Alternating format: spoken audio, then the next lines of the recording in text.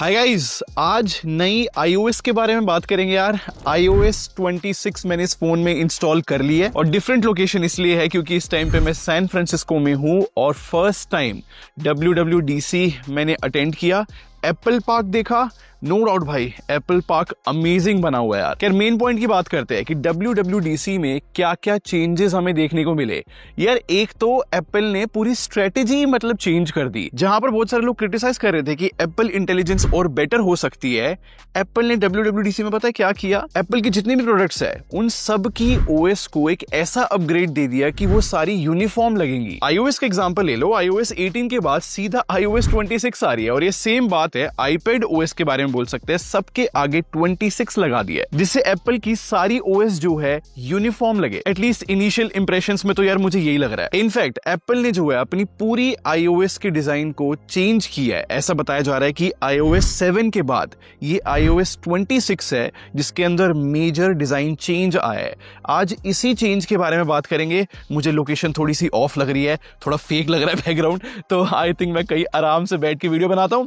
But start करने से पहले, मेरा नाम है संचित, चैनल का नाम है टेक बार। मैं आप लोग का टेक खरीदिंग एक्सपीरियंस बेटर करना चाहता हूं तो बटन पे क्लिक कर लो, साथ में बेल आइकन जरूर प्रेस कर लेना। तो सबसे पहले मोस्ट इंपॉर्टेंट चीज से स्टार्ट करते हैं कि डिजाइन में एग्जैक्टली चेंज क्या हुआ है। एक्चुअली में एप्पल ने जो है iOS 26 के साथ एक नई थीम यूज करी है जिसका नाम है लिक्विड ग्लास। और जैसे कि नाम से समझ आ रहा हुआ लिक्विड ग्लास थीम क्यों है, जितने भी आइकन है या फिर नोटिफिकेशन सेंटर में जितने भी चेंजेस आए हैं कि वो ज्यादा ट्रांसपेरेंट हो गया है, ग्लास जैसा लुकिंग हो गया है, सब कुछ बेसिकली पूरी UI जो है ऐसी फील देती है कि हम ग्लास के थ्रू देख रहे हैं सारी चीजों को। और इसी वजह से जो लाइट मोड था, एक डार्क मोड था, एक और नया मोड आया है क्लियर ग्लास। इस वाले मोड में ना आप खुद देखो पूरी की पूरी UI जो है बिल्कुल चेंज हो जाती है और सारी चीजें जो है ऐसा लगता है कि हम ग्लास के थ्रू देख रहे हैं। और बेस्ट पार्ट, ये जो हमने थीम देखी है ना ग्लास वाली, ये सारे एप्पल डिवाइसेस में थीम देखने को मिलेगी। बड़ा यूनिफॉर्म हो गया बेसिकली सब कुछ। तो वन बाय वन सारे चेंजेस की बात करें तो iOS 26 में लॉक स्क्रीन के अंदर चेंजेस आए हैं। तो इस वजह से लॉक स्क्रीन पे जो टाइम है या फिर जो शॉर्टकट्स है वो सारी ग्लास थीम वाले हैं। एक चीज मेरे को अच्छी लगी यहाँ पे, जो क्लॉक है ना वो बड़ी फ्लेक्सिबल बनाई है।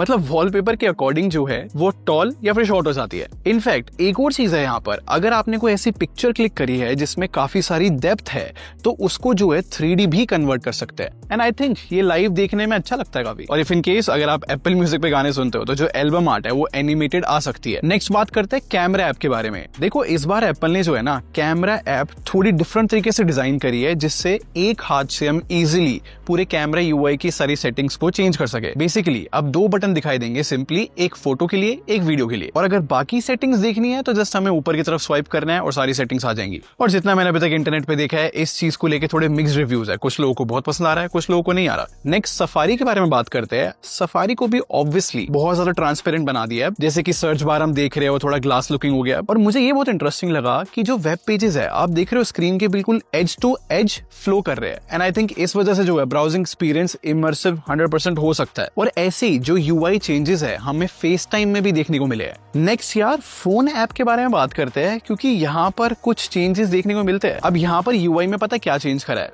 जहां पर फेवरेट्स, रीसेंट कॉल्स और वॉइस मेल ये सारे एक जगह पे देखने को मिलेंगे। और यहाँ पर एक फीचर भी ऐड करा है जिसका नाम है कॉल स्क्रीनिंग। और ये फीचर पता है कैसे काम करता है। फॉर एग्जाम्पल किसी अननोन नंबर से आपको कॉल आया, AI साइलेंटली बिना आपको पता लगे कॉल को पिक कर लेगा, फिर AI उस चीज को वेरीफाई करेगा, तब हमें जो है रिंगटोन सुनाई देगी और तब भी हमारी चॉइस है कि हमें कॉल उठानी है कि नहीं। अब फोन ऐप में एक और नया फीचर है होल्ड असिस्ट। अब इस फीचर का इंटरेस्टिंग काम तो है, मतलब एग्जांपल के साथ समझो। कितनी बार ऐसा होता है कि कुछ भी सर्विस लेने के लिए हम कभी भी कॉल सेंटर पे कॉल करते हैं और फिर वो हमें होल्ड पे डाल देते हैं बहुत देर के लिए, और जब तक हम होल्ड पे होते हैं वो कॉल वेटिंग वाली रिंगटोन चलती रहती है गाने टाइप। अब यहाँ पर ये फीचर यूजफुल है जहां पर AI ना डिटेक्ट कर लेगा कि अभी जो है ना गाने वगैरह चल रहे हैं, हम फोन को साइड में रख सकते हैं और जैसे ही एक रियल ह्यूमन हमसे बात करने लगेगा तो फोन पे नोटिफिकेशन आ जाएगी कि अब आप कंटिन्यू कर सकते हो कॉल। अब टेक्निकली देखा जाए तो ये दोनों फीचर बहुत अच्छे बोले जाएंगे, बट देखते हैं इंडिया में कैसा काम करता है हिंदी लैंग्वेज के अंदर। अब नेक्स्ट बात करते हैं मैसेजेस ऐप के बारे में। वहां पर थोड़े बहुत UI चेंजेस आए हैं, जैसे कि हम कस्टम बैकग्राउंड लगा सकते हैं किसी भी चैट का, और अगर आपने आई मैसेजेस में ग्रुप बना रखे है तो वहां पर पोल भी रन कर सकते हैं। फॉर एग्जाम्पल अगर आप किसी से बात कर रहे हो तो टाइपिंग इंडिकेटर भी आ गया है जिससे हमें पता लग जाएगा कि जिससे हम बात कर रहे हैं वो टाइपिंग कर रहे हैं। इन शॉर्ट व्हाट्सएप जैसा बनाने की कोशिश करी गई है इस बार। इनफैक्ट अगर अब हमें स्पैम मैसेजेस आए तो वो अलग टैब में दिखाई देंगे।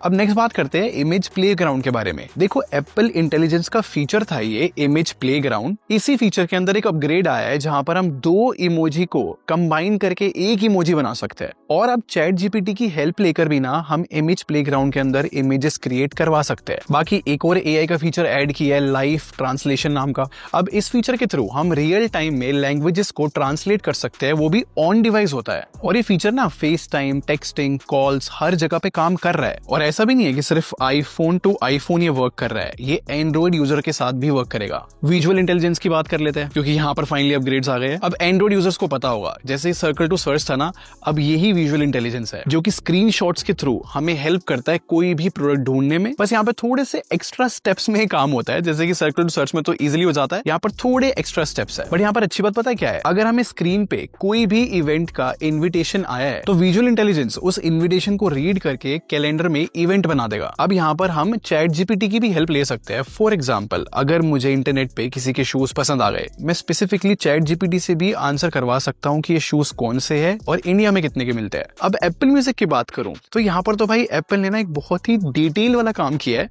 फॉर एग्जाम्पल अगर हम कोई गाना सुन रहे हैं उसके बाद हम नेक्स्ट करते हैं, तो जब हम नेक्स्ट करेंगे ना तो वो बीट को बहुत अच्छी तरीके से ट्रांजिशन करेगा नेक्स्ट सॉन्ग पे। एप्पल इस फीचर को जो है ऑटो मिक्स बोल रहा है। इनफैक्ट यहाँ पर जो है हमें लिरिक्स की ट्रांसलेशन और प्रोनाउंसिएशन दोनों हमें मिल जाएगी। नेक्स्ट एप्पल वॉलेट की बात करूं तो यहाँ पर भी चेंज आया है। जैसे कि हम कार की सेव कर सकते थे ना एप्पल वॉलेट के अंदर, अब जो है हम टाटा की ईवी कार्स की जो कीज है वो भी सेव कर सकते हैं। अब कार्स की बात चली रही है तो एप्पल कार प्ले में भी चेंजेस आया यार। जैसे कि iOS में लिक्विड ग्लास लुक मैंने बताया था ना कि सब कुछ ऐसा हो गया है ट्रांसपेरेंट ग्लास थ्रू वाला, वो एप्पल कार प्ले में भी देखने को मिलेगा। इनफैक्ट अब जो है कार प्ले में विजेट्स भी ऐड कर दिए और तो और एप्पल कार प्ले में लाइव एक्टिविटीज का भी फीचर डाल दिया है। तो अगर आप गाड़ी चला रहे हो और आप अपने फ्रेंड की फ्लाइट भी मॉनिटर कर रहे हो तो वो एप्पल कार प्ले में दिख सकता है। और एप्पल ने ना कार प्ले अल्ट्रा भी लॉन्च कर दिया है। अब ये बड़ा सॉलिड फीचर है। जैसे कि जो नॉर्मल कार प्ले होता है वो जस्ट हमारे फोन की स्क्रीन को मिरर करता है ना, अब एप्पल कार प्ले अल्ट्रा जो है वो ऑडोमीटर, स्पीडोमीटर उस वाले एरिया में भी दिखेगा और वहां से हमें अलग अलग फीचर्स मिल सकते हैं। तो ये तो iOS के चेंजेस थे। ऐसी जो है ना iPad OS तो इस बार नेक्स्ट लेवल कर दिया भाई, बहुत ही मेजर चेंजेस आए हैं। आई थिंक इसके ऊपर मैं एक और सेपरेट वीडियो शायद बाद में बनाऊं। और ऐसे ही मैक OS में भी चेंजेस आया है, जब नेक्स्ट मैकबुक आएगा उसमें कवर कर देंगे इसको भी। तो ये थी कंप्लीट स्टोरी WWDC 25 की। क्या थॉट्स है आपके, क्या चल रहा है आपके माइंड में, आपको नए चेंजेस कैसे लगे मुझे कमेंट सेक्शन में जरूर बताना। बाकी वीडियो पसंद आई हो लाइक बटन पे क्लिक कर दो और सब्सक्राइब करके हमारी टेक बार आर्मी को ज्वाइन कर लो। हम लोग क्वालिटी में बिलीव रखते हैं। अगले मिलते हैं। Thanks for watching. Bye bye guys.